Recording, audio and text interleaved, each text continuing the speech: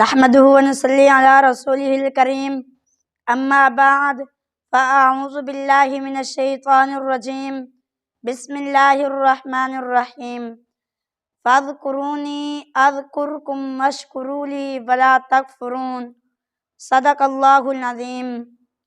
اللہ تعالیٰ فرماتے ہیں تم مجھ کو یاد کرو میں تم کو یاد کروں گا، تم مجھ کو اپنی مجلس میں یاد کرو میں تم کو اس سے بھی افضل یعنی فرشتوں کی مجلس میں یاد کروں گا۔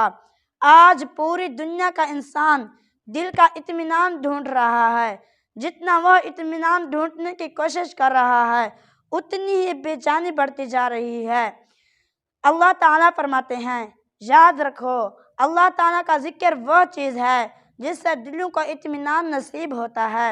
نبی کریم صلی اللہ علیہ وسلم نے ارشاد فرمایا کہ ذکر کرنے والے اور ذکر نہ کرنے والے ان دونوں کی مثال زندہ اور مردہ کیسی ہے۔ ذکر کرنے والا زندہ اور ذکر نہ کرنے والا مردہ ہے۔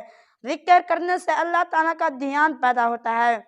اللہ تعالیٰ کے دھیان کے بغیر کیا ہوا عمل کھوکھلا اور بے اثر ہے۔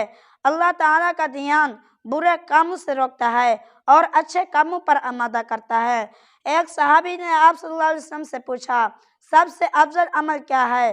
تو آپ صلی اللہ علیہ وسلم نے فرمایا کہ تمہاری موت اس حال میں ہے کہ تمہاری زبان اللہ تعالیٰ کے ذکر سے تر ہو۔